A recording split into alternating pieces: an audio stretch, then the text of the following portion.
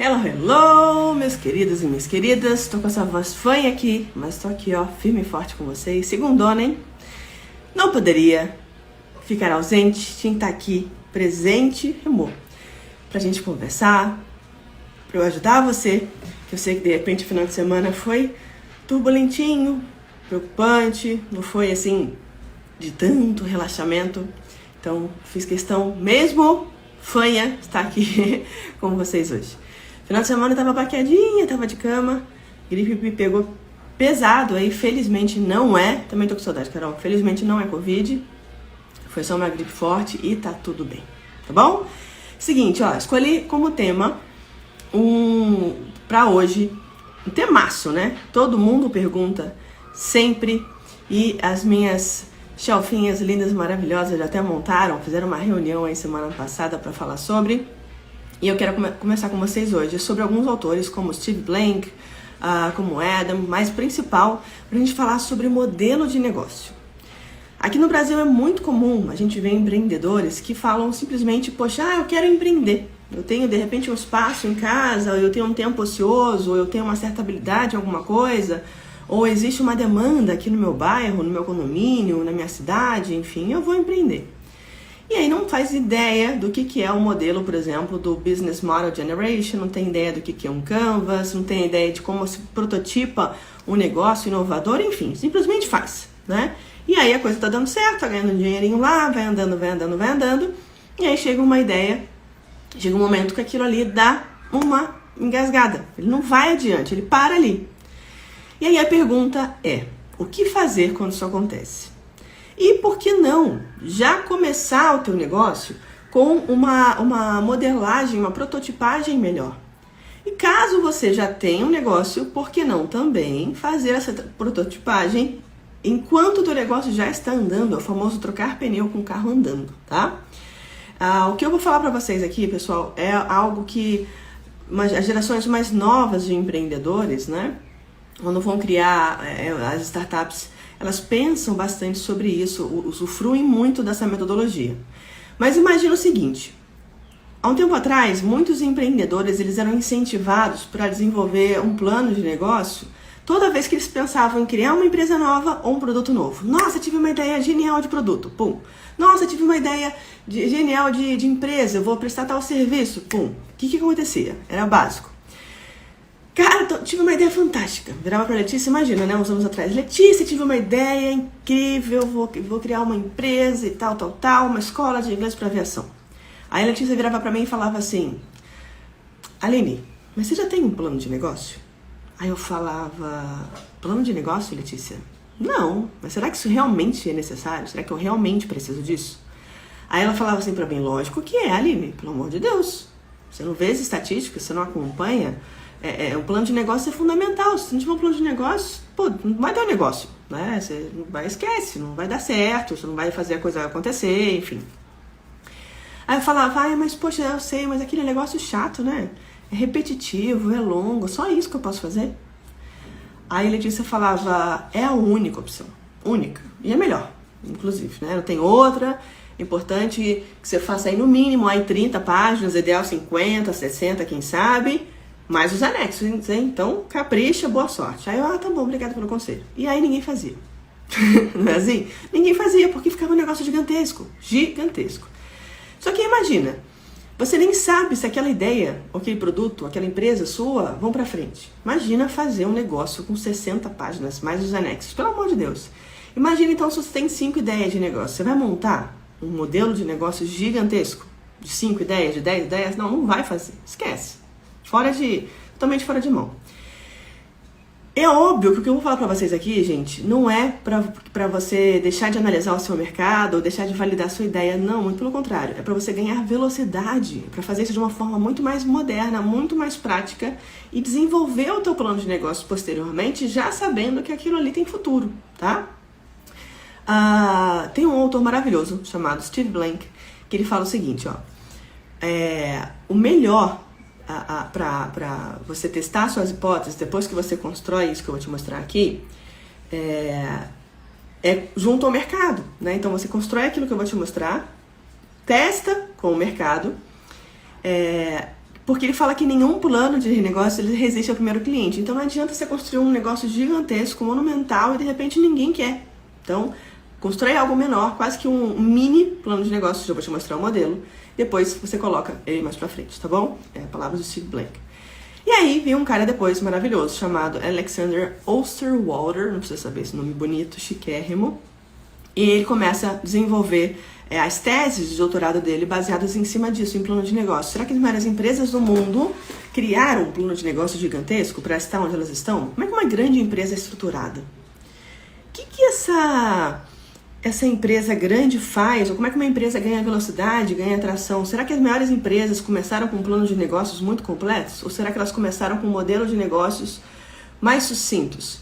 E aí, esse consultor suíço, né, o Alexander, foi desenvolvendo e foi modelando um monte de coisas, até que ele co-criou o conceito, né, de um livro, diga-se de passagem, que se chama Business Model Generation, ou geração de modelos de negócios. Ou seja, ele criou uma nova geração. Ele se tornou mundialmente famoso pelo tão conhecido, vou mostrar para vocês aqui, inclusive com exemplos hoje, tá? O famoso Business Model Canvas, que é esse carinha aqui, ó. Deixa eu virar minha câmera. Oh, não, peraí, não tem que virar a câmera, não, Oliver. Ixi, agora eu desliguei a câmera, tô muito louca, gente, peraí. Desliguei a câmera sem querer, pronto, não tem que virar a câmera. É só mostrar pra vocês aqui, pronto. Essa tela aqui, eu sei que tá ao contrário, mas é isso aqui que eu vou mostrar pra vocês. Deixa eu só ajeitar minha tela aqui e a gente vê junto, tá bom? Peraí, pronto. Agora sim, agora eu vou girar a câmera. Tô muito doida. Ó, pronto. Esse é o famoso Business Model Canvas, proposto pelo suíço, pelo Alexander, lá muitos anos atrás. Mentira, nem tem tanto tempo assim, gente. É jovem, mas que já faz muito sucesso. Então, basicamente, o que a gente vai fazer? Ó? A gente vai colocar nesse plano de negócio. Gente, desculpa, vai ter que ficar assim, cortando um pedacinho, não tem jeito, tá? Prometo que daqui a pouco melhora. Não dá pra eu botar essa tela pra cima. Parcerias principais. É o como que eu vou fazer meu negócio. Quais são as atividades principais, quais são os recursos principais, qual que é a proposta de valor, o que eu vou vender. Relacionamento com o cliente, canal e segmento de cliente, o famoso para quem, né? Esses 3 pontos aqui.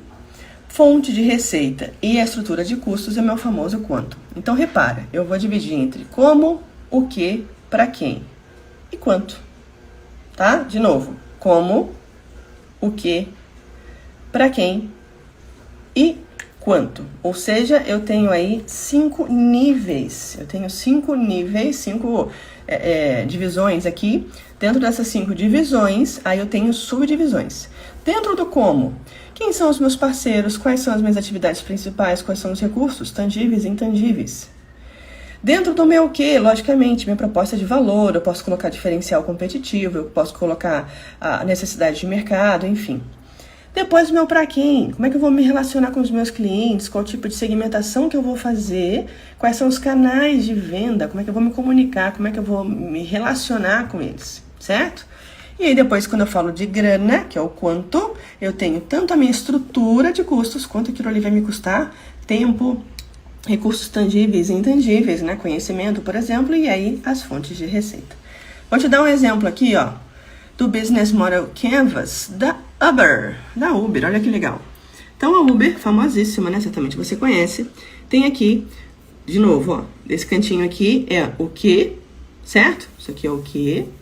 Perdão, gente, aqui não é o que, aqui é o como. O como, aqui é o que, aqui é o pra quem e aqui é o quanto, tá? Então vamos começar com o que? Vamos começar com o centralzão aqui, com o que?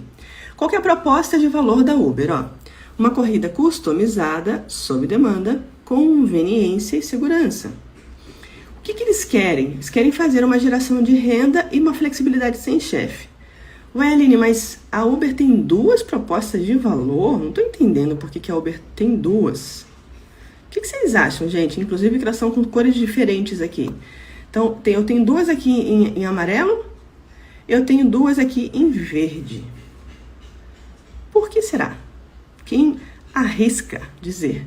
Por que aqui eu tenho em amarelo e aqui eu tenho em verde? Proposta de valor da Uber. Por que o que da Uber, na verdade, são 2 o quês? Por que são 2 o quês? que vocês acham? Valendo. Dou-lhe uma. Dou-lhe duas. Deixa eu ver se eu consigo girar minha tela. Dou-lhe 3.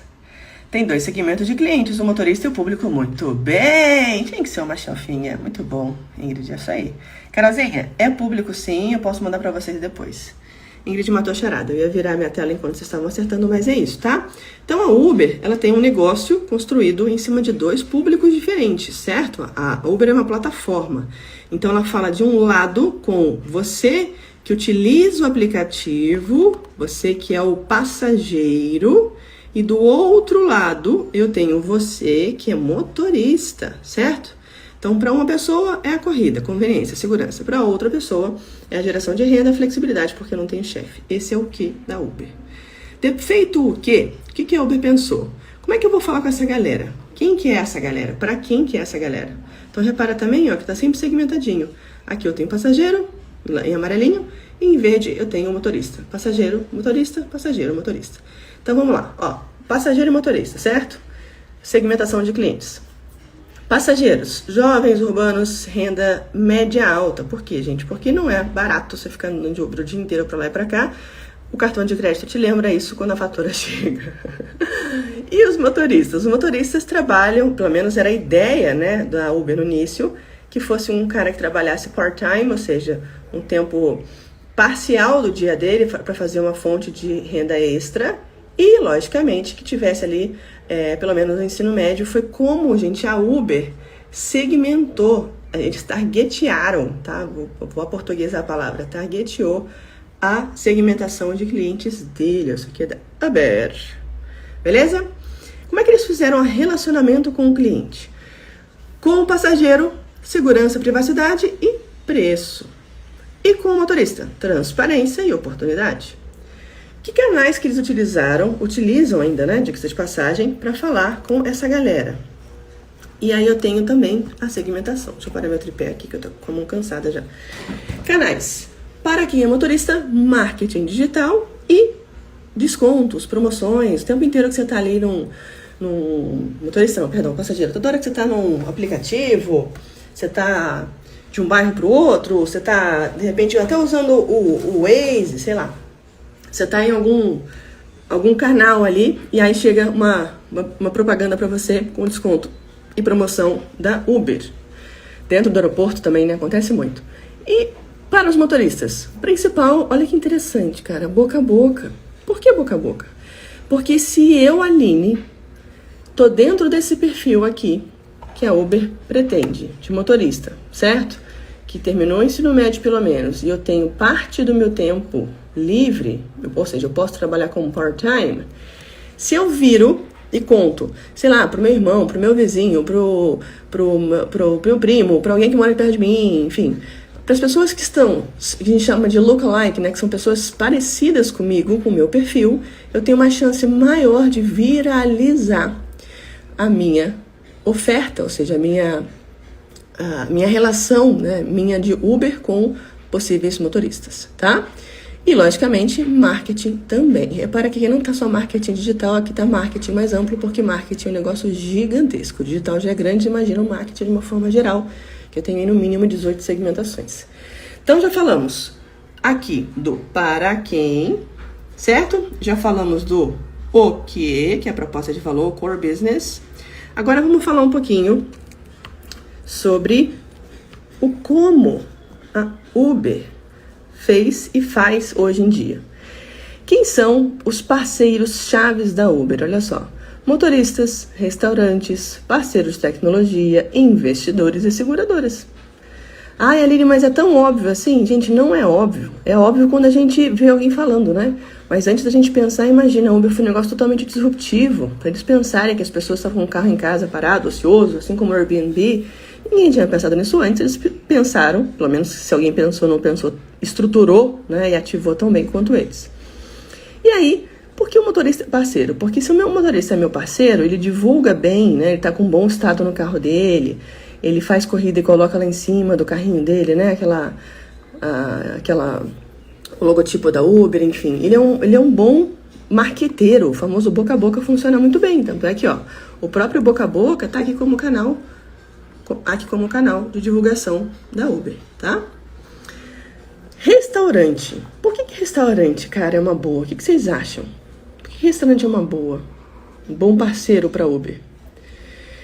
Por duas razões, gente. Eu não sei onde é que vocês moram, tá? Mas em São Paulo, restaurante, geralmente, os melhores restaurantes de São Paulo, ou eles têm valet na porta, que é um absurdo de caro. Às vezes R$30, R$40, já vi valet de R$50.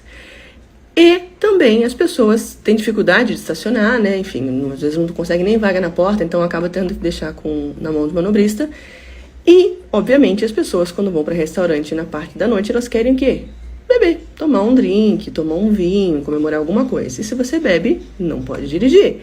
Com o ingresso da lei seca, principalmente no Rio de Janeiro, que tem praticamente todos os dias lei seca, né? Agora na pandemia um pouco menos, ficou quase impossível você se arriscar, não vacilar, né? Então, deixa o carro em casa, vai de Uber. Então, eles perceberam que um grande parceiro deles, uma parceria ganha-ganha, era o restaurante. Depois, parceiros de tecnologia. Por quê? Porque a Uber, gente, é tecnologia, né? É um aplicativo de mobilidade urbana baseado em tecnologia.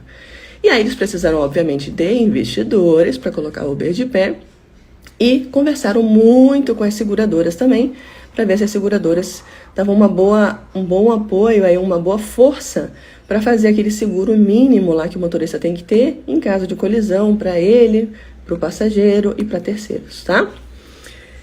E agora vamos para o último, que é essa partezinha aqui de baixo, que é quando a gente fala sobre custos, a estrutura de custos, então, da Uber. Olha que interessante. Primeiro ponto, deixa eu chegar mais para trás, que essa parte de baixo acho que vocês não estão vendo. Peraí. Deixa eu chegar aqui mais para cima, deixa eu ver se eu consigo. Deixa eu dar um mais aqui. Pronto, consegui. Dá mais um pouquinho, mais para cima, pronto, agora deu certo. Então, estrutura de custos. Deixa eu dar mais aqui de novo. Vou chegar mais para cima ainda, pronto. Estrutura de custos da Uber. Ficou então. Seguro, óbvio, né? Você precisa investir em seguro, porque se eu não invisto em seguro, eu não consigo colocar minha plataforma no ar. Eu preciso pensar em processamento de pagamento. Gente, presta atenção. Isso aqui entra para todo e qualquer empreendedor que vende alguma coisa, que ele não tem um contato direto com o cliente. Você precisa de uma plataforma, um gateway de pagamento. Você precisa processar esse pagamento, tá? Então, repare, isso aqui está na estrutura de custos da Uber. Não ignore isso aqui, porque isso aqui é uma mega fatia do teu pagamento. Dependendo de como você vende, onde você vende, isso aqui pode chegar a 3%, 4%. Você vai vender um curso online hoje na Hotmart, é 9,9%. Então, cuidado com isso aqui, porque isso aqui encarece muito o teu custo e tem muita gente que ignora. Depois, infraestrutura de TI, óbvio, né? Se é um aplicativo, é a Uber, eu preciso de ter uma infraestrutura bem robusta. R&D, as equipes, que são várias, e vendas e marketing, porque eles precisavam logicamente, para dar tração, ainda dão, né? Mas no começo, mais ainda, fazer a divulgação, a venda e o marketing. Como é que eles fizeram para ter receita no negócio deles? Olha só, quais eram as fontes, quais são ainda, né, as fontes de receita da Uber. Olha que interessante. Eles têm uma comissão de 25% por corrida, certo? Se for Uber Eats, de 15% a 30% de comissão e mais as taxas de serviço. Então, essas são as fontes de receita da Uber. É assim que eles ganham dinheiro. Beleza? Vou mostrar pra vocês um outro aqui, que é o da Zara. Olha só, Zara ou Sara, né? Cada um fala de um jeito. O que a Zara vende? Acesso rápido às últimas tendências da moda por preços acessíveis, tá? Isso aqui é a proposta de valor da Zara. Ou seja, a Zara vende roupa, né? Moda masculina e feminina, e vende infantil também. Pra quem? Vamos ver pra cá. Como é que é o relacionamento deles? Canal de feedbacks, novas demandas de clientes, devoluções gratuitas para compras no e-commerce. Canais, como é que eles fazem as vendas? Na loja Zara e no e-commerce Zara. E, obviamente, quem é o segmento de cliente? É o mercado de massa. Por que mercado de massa? Porque eles não segmentaram, eles vendem para todo mundo. Homem, mulher, adulto, criança, né? Então tem todo mundo aqui no meio. É mais difícil, não tenho a menor dúvida disso, tá? Muito mais difícil. Como é que eles pensaram nas nos recursos, né? No como, né? Para pegar o core business dele, que é a proposta de valor, para quem, como é que eles puseram o como aqui no meio. Repara, ó, parcerias chaves, os fornecedores de insumos têxteis. Então, os principais parceiros da Zara são os fornecedores, ou seja, eles fazem uma força danada para achar alguém que fabrique as peças para eles, muitas aqui de fora do país. Quais são as atividades principais? Eles analisam as tendências de desenvolvimento de peças, fabricam e distribuem, logicamente, né? E os recursos, equipe de designers, marcas e lojas e tecnologia própria da Zara também. E aqui, por último, como é que eles fazem a estruturação de custos? Fabricação e distribuição, obviamente, equipe de designers. Fluxo de receitas, venda de produtos. Esse aqui ficou até mais simples um pouquinho, né? Mas é basicamente isso, não tem mistério. E aí você vai falar assim pra mim, Aline, pelo amor de Deus, então aquele modelo de negócios gigantesco, de 40 páginas, de 50 páginas, 60 páginas, eu não preciso daquilo. É óbvio que você precisa, tá? Não tô falando pra você não fazer. Tô falando pra você começar com Business Model Canvas, famoso BMC. Deixa eu ver se eu consigo abrir pra vocês um outro aqui, que é o da Peixe Urbano. Vocês lembram do Peixe Urbano? Não sei se vai ficar muito boa a qualidade. A gente tenta. Pera aí. Ai, apertei o botão errado. Não quero imprimir não, moço. Pera aí. Mais. Não vai ficar boa a qualidade não, mas eu vou mostrar pra vocês de longe, tá? Depois eu disponibilizo isso pra vocês. Mas, ó, Peixe Urbano é a mesma coisa, tá? O que o Peixe Urbano vende? Vou falar aqui no meio. Mesma coisa, né? Eu tenho dois parceiros, que é o meu consumidor, que entra lá para comprar, e a pessoa que é o dono do restaurante, o dono da clínica, whatever. Como é que é o relacionamento dele com clientes, como é que eles segmentam, quais são os canais. Depois, quais são as atividades e parceiros chaves e recursos chaves. E aqui embaixo, lembra que eu tenho o quanto. Então, é o que, para quem, como e quanto. É sempre assim, tá? Quero imprimir não, moço, ótimo. Gente, tem vários aqui. Eu tô com...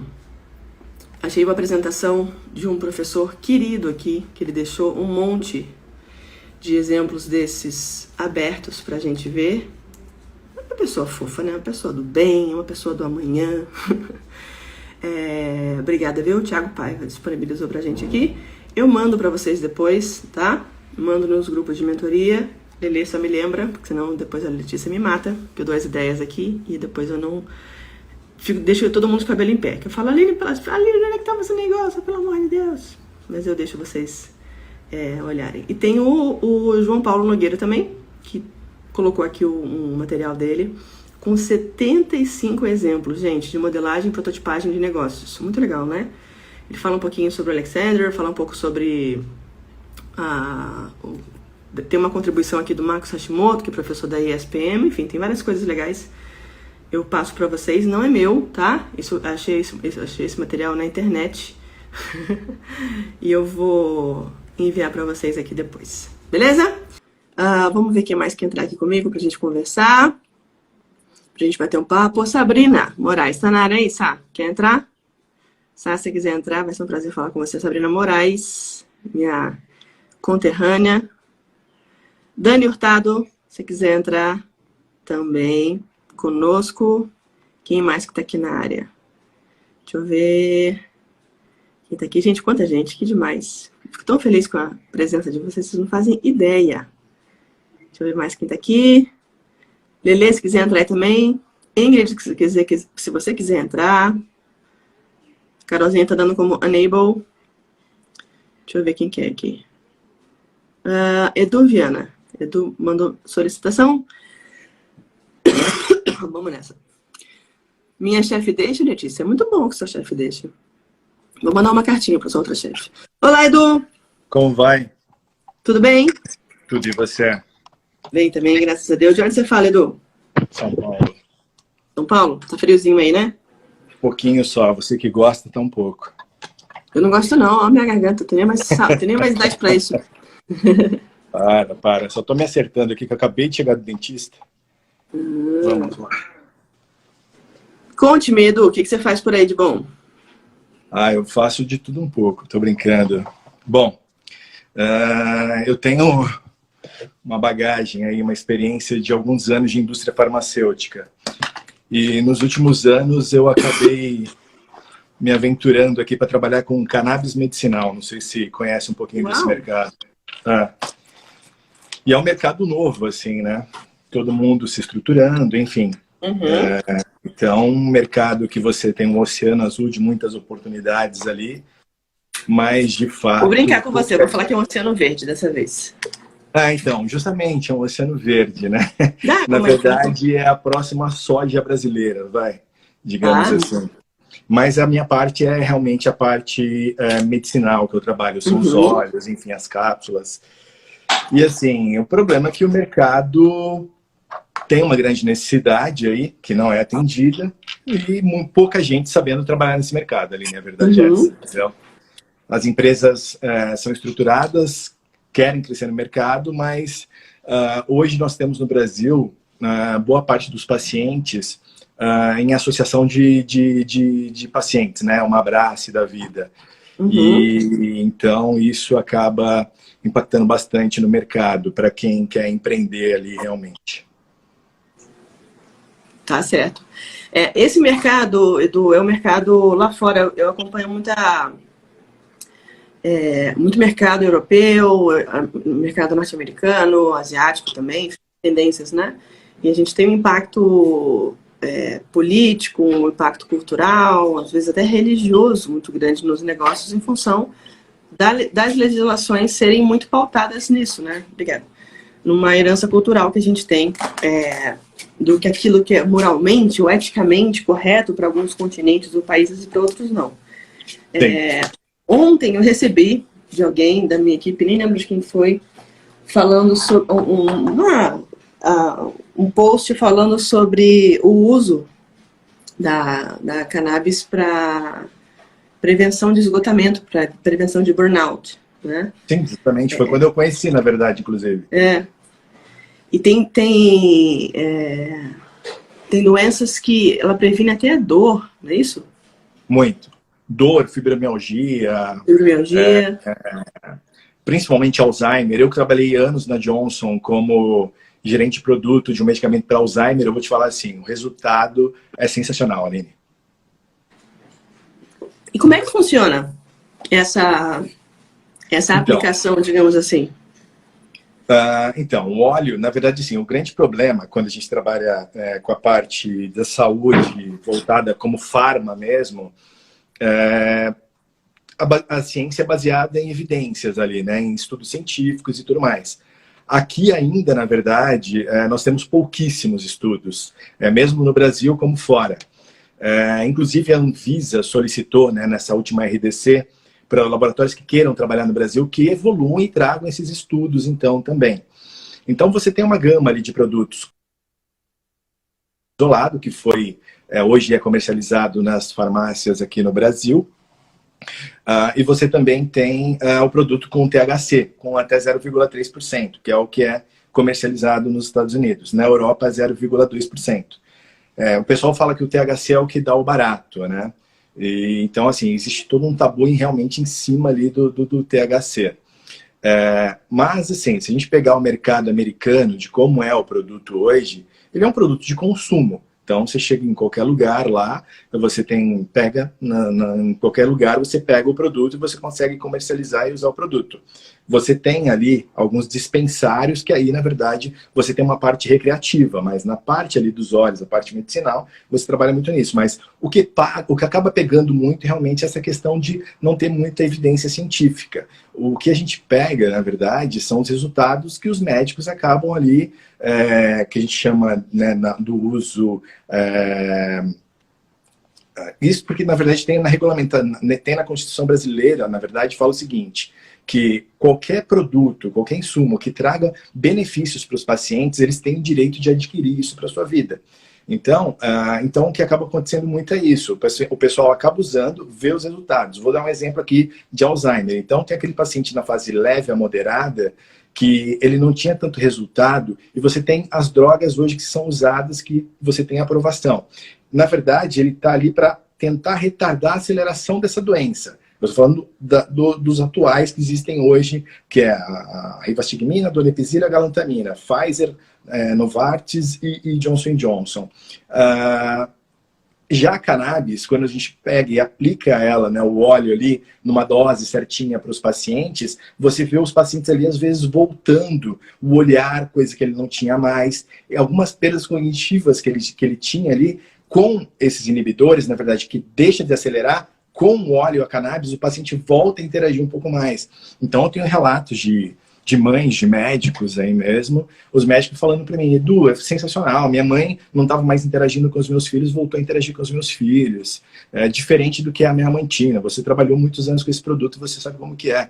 E realmente, assim, tem um grande diferencial ali, mas existem muitas tabus, como você bem falou ali realmente no início, todas essas questões envolvidas realmente no processo, que acabam ali atrapalhando um pouco a chegada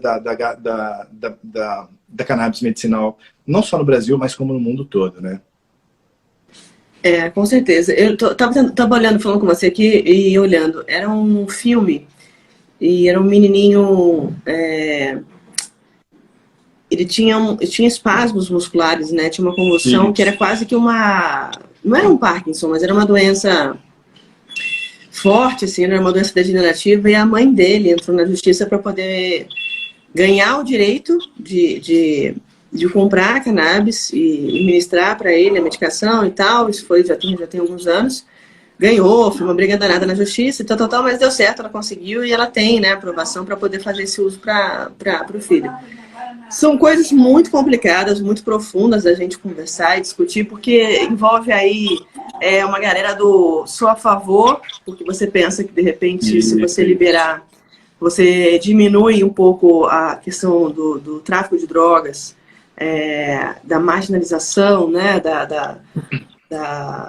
do mercado mesmo, de armas e tal, e aí tem a galera do que é contra, que fala que não, porque se você facilita muito também, você acaba marginalizando mais a droga mesmo, né? Deixando um acesso muito mais fácil para todo mundo, e ela é uma porta de entrada, enfim, é uma discussão que nem caberia aqui. Mas como uso medicinal, eu acho que vale super, assim, a gente pensar em qualquer coisa que possa ajudar as pessoas, né? E diminuir a dor, diminuir a angústia, enfim. Mas, caramba, que legal o teu trabalho, que difícil, né? Imagina que é uma luta diária aí, que um controle externo que você não tem nunca, né? E dentro dessas 1000 coisas que você faz, Edu, essa é uma das. Mas o que você está fazendo hoje, assim, que está te dando retorno financeiro? O que te mantém aí? Então, na verdade, a cannabis, né? Eu trabalho numa startup, que na verdade canadense, que tem um dos principais investidores brasileiros. Então, para desenvolver esse mercado, eu estou há 4 anos trabalhando com cannabis medicinal no Brasil. Na verdade, eu trabalhei primeiro numa outra startup também, que era uma britânica, que foi uma das primeiras que chegou aqui, mas realmente tem todas essas dificuldades aqui. Eu assisto suas lives aqui toda hora perguntando realmente qual que é o grande problema, assim. Nós temos vários problemas, e assim, para fazer esse negócio decolar, voar mesmo, assim, isso acaba pegando bastante. Bom, nesse meio período também eu tenho uma empresa que administra condomínios, a parte de sindicância profissional também, que é uma coisa que eu sempre trabalhei e gosto bastante, a parte de prestação de serviços. Meu MBA eu fiz ali e acabei aprofundando em serviços, e é uma coisa que eu acabo trabalhando aqui em São Paulo, mas eu gostaria de focar mais tempo mesmo, e não só focar mais tempo, mas até por conta das questões do retorno, trabalhar um pouco mais com cannabis medicinal. Então a gente acaba dividindo ali, vendo todas essas oportunidades que nós temos para fazer. Essa parte, como eu falei, essa parte de mentoria, eu trabalho junto às vezes com algumas principais construtoras aqui, como Cirela, Ezetec, e algumas das reuniões que eles acabam promovendo para melhorias realmente nessas implantações desses condomínios hoje, né, para o novo perfil de cliente que nós temos, tal. Então isso é uma outra oportunidade muito grande que nós temos pensando em São Paulo, né? O tamanho que é esse mercado aqui também e todas as oportunidades que nós temos aqui. Muito bom, tô tocando o telefone de fundo da minha mãe aqui para fazer uma trilha sonora. Não sei se você vai me ouvir muito bem aqui, mas vamos nessa. Edu, você quer fazer alguma pergunta? Você acha que eu posso te ajudar com alguma coisa? Você falou sobre a gente estava falando sobre proposta de valor, né? Sobre business model canvas, sobre o que, por que, para quem, quando a gente pensa em problema e solução, né? Com relação à cannabis, você mesmo já falou, em relação às doenças, né? A diminuição, enfim, como é que você soluciona. Mas o que você tem de dúvida com relação a isso? De repente, até alguma outra coisa que você comercializa aí? Então, na verdade, a mais forte realmente é essa questão da cannabis, que eu assisto suas lives aqui, fico vendo, assistindo, eu queria discutir um pouquinho, até para ver se de repente, fala assim, a Aline vai falar assim, não, olha, naquelas coisas, discutindo, aprofundando, pensar um pouquinho fora da caixa ali, o que estaria diferente, porque tudo que eu acompanho no mercado, hoje pela manhã eu tive reunião aqui também com uma empresa nova que vai chegar com uma proposta de cannabis para o Brasil e não vejo nada assim que vai acabar diferenciando. Mas tem essas questões realmente todas políticas, enfim, essas questões culturais que acabam pegando bastante. E ver uma maneira de tentar fazer esse mercado realmente alavancar, porque tem, quando eu falo em resultado para os pacientes, eu acompanho no dia a dia e vejo realmente o resultado benéfico que esse pessoal tem, entendeu? Boa. O problema versus a solução, Edu, ele sempre vai ficar pautado em uma coisa super importante. Eu entender o seguinte, existem vários problemas, existem várias formas de solucionar aquilo ali. Porém, quando eu penso que empreendedor, eu quero solucionar um problema, eu posso pensar em várias soluções? Eu até posso, porque são formas diferentes de resolver determinado problema. O que eu não posso é pensar em resolver vários problemas. Porque imagina o seguinte, eu quero resolver o problema sede. O que eu posso vender? Posso vender água, posso vender suco, eu posso vender, sei lá, refrigerante, energético, enfim. Porém, se eu penso em resolver um problema, várias soluções, certo? Vários produtos. Agora eu tenho um outro problema, que é fome. Eu tenho outro problema, que é sono. Eu tenho outro problema, que é moradia. Quer dizer, se eu aumentar a quantidade de problemas, eu amplio tanto, eu multiplico tanto do lado de cá, que fica quase que impossível fazer essa gestão, ou pelo menos dificulta bastante, eu preciso de muito mais recursos, muito mais pessoas, né? O meu processo fica muito mais dificultoso. Agora, se eu penso em um problema / uma solução, maravilha, bingo, eu já resolvo.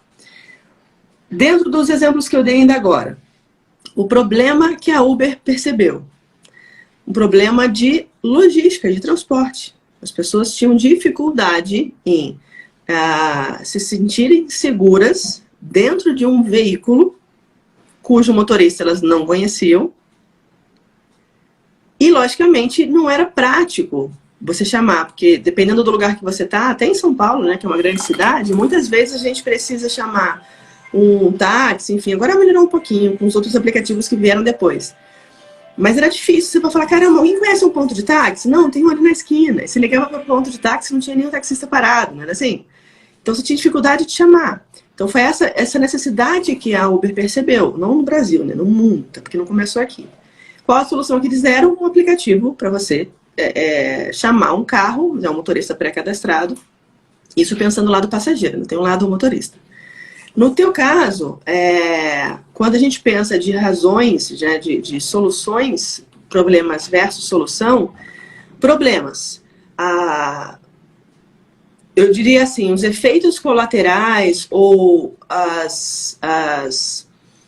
os sintomas, colateral não, sintomas de doenças dos tipos A, B, C e D, aí teria que categorizar, que não são tratados com facilidade ou não são acessíveis, digamos assim, a uma grande parte da população. E se a pessoa não consegue tratar aquele sintoma, ou porque é caro, ou porque aquela doença dela é uma doença degenerativa, ou porque ela tem uma outra disfunção, né, fisiológica que não permite que ela faça uso de alguma outra medicação, enfim, tem N questões médicas aí por trás, não sou especialista para colocar isso na ponta do lápis, mas certamente esse é o problema. Né? Qual que é o problema hoje? O que acontece hoje? Por que as pessoas fazem uso não recreativo, né? O uso medicinal da cannabis? Porque existem doenças, existem sintomas, existem dores, digamos assim, que não são possíveis, né, ou não são uma opção de tratamento com outras medicações. Qual que é a solução? A própria cannabis. O seu produto já é a solução, tá? No teu caso, a comercialização é o quê? É um óleo? Não te ouvi. Desculpa, é o óleo. É o óleo. É um óleo, tá. Beleza. Assim, ó, só para pegar esse mesmo gancho que você está falando aqui, ó, a Maura colocou aqui, sou a favor para melhorar a vida dos pacientes, mas o valor do produto é maior comparado à Abrace. Então, por exemplo, a Abrace é uma associação de pacientes no Brasil e ela tem um trabalho lindo que ela começou, iniciou, enfim, eu participo, inclusive, sei como é o trabalho deles, participo nos grupos com as mães, enfim, sei qual que é o trabalho deles, mas assim, o produto que que eu comercializo e trabalho hoje no Brasil, ele é mais, quando eu pego o preço do grama do produto, com todos os certificados, com todas as análises e tudo mais, ele é mais barato que a Abrace. Mas na cabeça da população, tá muito vinculado que a Abrace é o mais barato. Mas se o povo para hoje para pensar e coloca na ponta do lápis, eles vão ver que de fato também o importado é muito mais barato trazer o importado do que trabalhar com a Abrace. Então, assim, são várias as barreiras para quem hoje, de fato, quer fazer um trabalho hoje bacana no Brasil. Como eu te falei, eu estou nesse mercado há 4 anos. Nos principais players aqui, eu trabalho e navego muito bem, converso com todos os CEOs hoje desse mercado. Invisto nesse mercado, mas, como eu falei, ele está muito engatinhando, está um mercado que quem quer fazer esse trabalho mesmo de empreendedor, assim, acaba sofrendo pra caramba. E as ONGs, na verdade, que acabam crescendo pra caramba, entendeu? Com certeza. Esse, Edu, de cara, eu já imagino que é o principal problema / solução, tá? Aí eu vejo uma outra pegada, porque imagina o seguinte, você está numa ponta mais estratégica do negócio, mas você não tem, pelo menos hoje, a intenção de ser um grande cultivador, certo? Tá. Quando eu penso que eu vou ser um cultivador, ou eu sou um outro lado, que o Edu pode me ajudar, de que forma? De repente você, com os outros CEOs, fazeria um movimento para tentar buscar a legalização ou a descriminalização, que são 2 pontos completamente distintos, né? Se eu legalizo, eu vou tirar restrições legais que estão em volta ali, né, em torno da própria planta mesmo, da cannabis e da utilização. Se eu descriminalizo, eu estou falando que eu vou tirar todas as sanções, né, legais, criminais, digamos assim, contra o uso, contra o cultivo, contra a venda, a posse, enfim.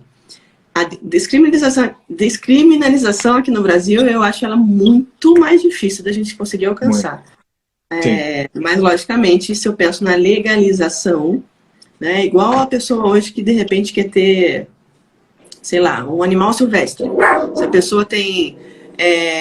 ela tem o registro do IBAMA, né? Enfim, ela tem uma condição apropriada e tal, é uma coisa, né? Não é que é proibido, só que tem que estar legalizado.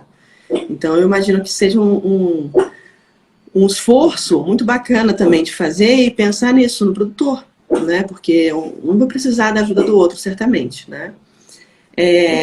Eu lembro de um filme que eu vi,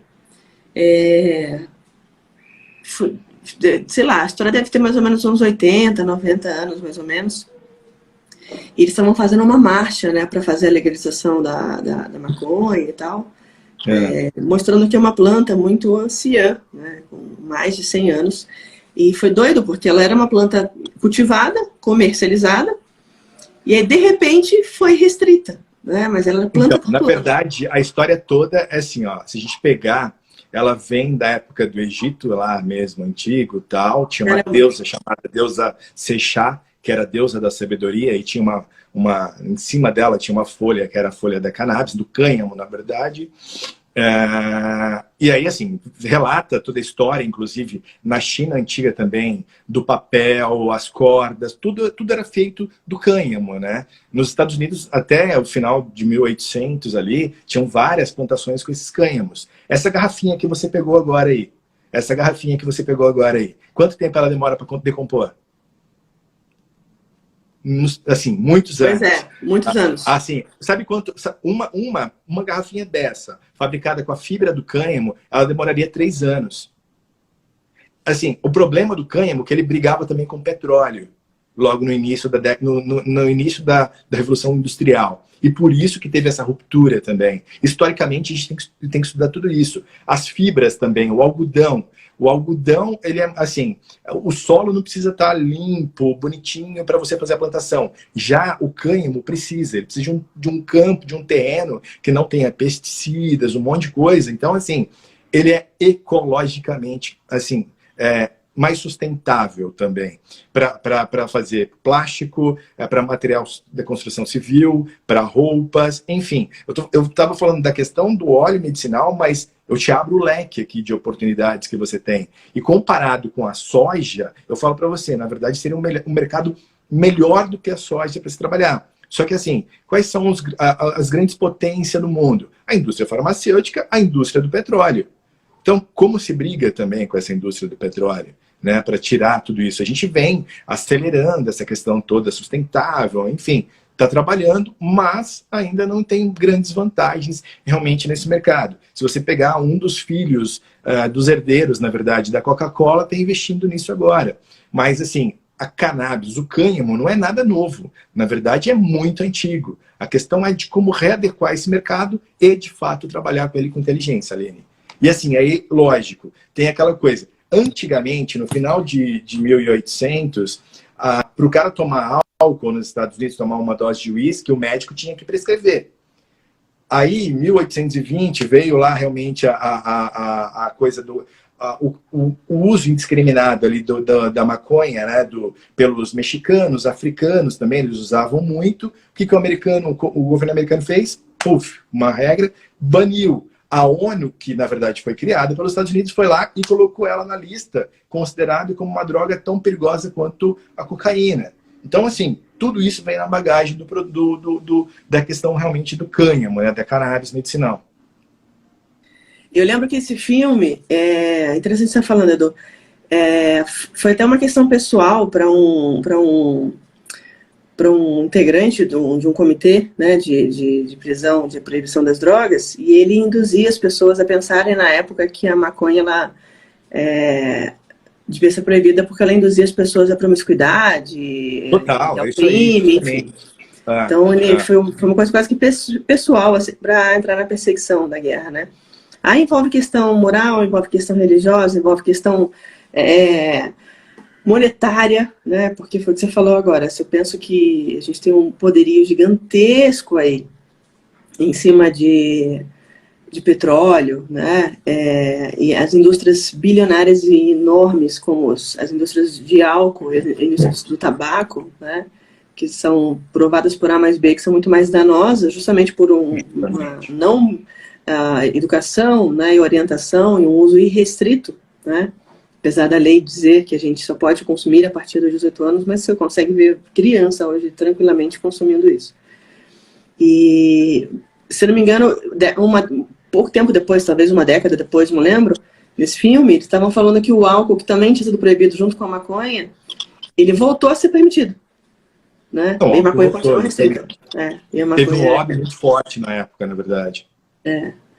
E é uma pena, né? Porque realmente, isso que você falou, a gente tem produção de combustível, de resina, de tecido, de plástico, entre aspas, né? Papel, enfim, tem um monte de outras coisas que dá para fazer em cima da fibra aí. Tem alguns países aqui ainda na América Latina que fazem uso até de outras plantas, como é o caso da ayahuasca, né? Tem substâncias, né, psicoativas também, e se for uma coisa que estava ali disseminada, talvez dentro de uma aldeia, dentro de uma tribo, fica até mais difícil de legislar em cima, né? Uma das coisas até que eu discuto muito, assim, né, se você pegar, por exemplo, os opioides da vida, né, se você pegar uma droga hoje que é muito usada, na verdade, pelos estudantes para poderem melhorar o rendimento deles, que é a Ritalina, por exemplo. Se você pegar ali, eu trabalhei muitos anos com Concerta, que era da Johnson & Johnson. Se você pegar o radical deles ali, eles mudam uma perninha só ali, na verdade ele é a mesma coisa que a cocaína. Ele foi desenvolvido, na verdade, para a Segunda Guerra Mundial, para os soldados ficarem mais alertas, mais atentos ali realmente. Mas que nome é Concerta? Isso, eu trabalhei com Concerta. Concerta. Ele é tipo a Ritalina.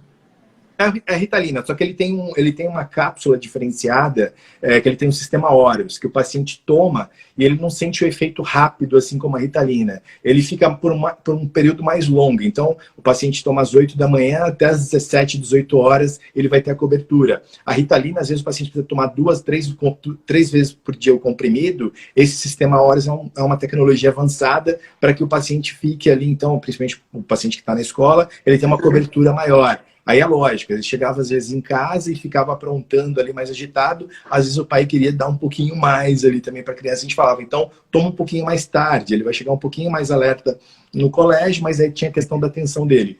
Mas assim, a Ritalina, o metilfenidato, o Concerta, enfim, ele é o radical da cocaína. E como que os caras conseguem trabalhar com a cocaína, né? Olha o uso indiscriminado que tem hoje, um monte de gente tomando. Ele é um receituário azul controlado e tal, e os pais estão dando para as crianças esses produtos adoidados, assim. Tem vários amigos de trabalho que, nossa, Edu, eu vou ter uma viagem para a China, cara, eu quero tomar esse produto para chegar lá e ficar já, desde o primeiro dia, ligadão na reunião. Só que depois ele acaba pagando um preço por isso. E assim, tá no livre mercado. Tudo equilíbrio, né, gente? Se uma hora ficar ligadão, alguma coisa sua vai desligar, né? Nada de graça nessa vida. Nada de graça, justamente. Você quer colocar o turbo, uma hora, assim, você vai pagar por isso. A manutenção do seu carro, como que é? Né? Então, assim, uma hora você acaba pagando por isso. Já, você acabou de falar no início ali, a questão do burnout e tal. Eu trabalhando quase meus 20 anos na indústria farmacêutica, eu realmente tive esse lado, eu tive que tirar um ano sabático mesmo assim, e foi quando eu conheci a cannabis medicinal. E eu achei o resultado, assim, sensacional. Tinha bruxismo, ansiedade, acordava sempre com enxaqueca por conta das reuniões, enfim. Tomando óleo eu consegui tirar antidepressivos, um monte de coisa, e não tenho mais bruxismo há 4 anos. É uma coisa sensacional. Então, assim, eu recomendo e falo para todo mundo. Legal. Mas realmente tem esse lado todo, e eu falo assim, eu assisto todos os dias suas lives aqui, vendo aqui todas as oportunidades. Hoje, obrigado pela oportunidade, estou vendo bastante gente aqui escrevendo aqui um pouquinho a respeito do mercado. É realmente um mercado desafiador, assim, mas eu fico assim, todos os dias só, Edu, vai desistir ou vai continuar? Não, vamos embora, vamos continuar, porque o empreendedor tem muito disso nesses desafios todos do mercado. Se parar, já era. Troca o pneu, o carro andando, Edu, não vou parar não. É isso aí, Aline. Edu, prazer te receber. Muito bom. Parabéns pelo teu trabalho, é de extrema importância quando a gente não vai junto com a manada e vai justamente contra, né, aquilo que por que é assim? É assim porque é assim, ou eu bato em moralismo, bato em política, bato em religião, enfim, você tem que incomodar tanta gente para pensar, né, que a coisa vai crescer e vai tomar corpo. Então o teu porquê ele é muito mais forte do que qualquer outra coisa. Não, meu porquê é muito mais forte, sim, sim. E logicamente o lucro ele é uma consequência de um trabalho muito árduo, né? Essa semana, quinta-feira, é dia de mentoria nossa em grupo, na minha turma, e vai ser um prazer, se você quiser participar, tá com a gente lá. Vai ter aula de um dos nossos especialistas do nosso time aqui. Ele vai falar sobre branding, sobre identidade visual e tal, e eu vou falar um pouquinho sobre Business Model Canvas, que é mais ou menos o tema da live de hoje, mas de uma forma um pouquinho mais ampla, e eu quero que vocês façam o exercício também junto. Então, se você quiser participar com a gente, acabando a live, só me mandar um inbox, avisa para alguém da minha equipe quem foi atender, falou, participei da live da Aline, ela me convidou para a mentoria essa semana. E aí você participa com a gente lá. Tem um monte de poderoso aqui, eles se titularam Poderosos Chalfins, então vai ser um prazer ter você lá com a gente. Parabéns de novo, tá? Obrigado. O teu trabalho é isso aí, firme. Obrigado, e parabéns também pelo seu trabalho. Obrigado aí, eu tenho certeza que você motiva, não só como eu, assim, muitas pessoas aí todos os dias, principalmente pensar um pouquinho fora da caixa, achar essas soluções todas aí para as necessidades do mercado, essas necessidades não atendidas, assim mesmo. Parabéns pelo seu trabalho. Todos os dias, assim, eu chego no horário aqui, meio que tradição já. Deixa religioso. eu conseguir participar. Religioso, deixa eu participar e interagir com o pessoal também motivando. Estou recebendo aqui as mensagens do pessoal aqui. É isso mesmo, vamos continuar aqui trabalhando forte aqui nesse mercado. E obrigado aí mesmo pela atenção, Aline. Beleza, Edu. Essa semana eu fiquei uns diazinhos ausente semana passada. Estou me recuperando ainda de gripe, muita mudança quase que simultânea. Mas segunda e sexta-feira a gente está aqui, meio-dia, para a gente trocar, conversar e aprender. E eu aprendo muito mais do que eu ensino, vocês podem ter certeza. Edu, beijo no seu coração. Obrigado. Beijo para todo mundo que está aí. A gente se vê amanhã. Valeu. Tchau. Até mais. Tchau, tchau, Aline.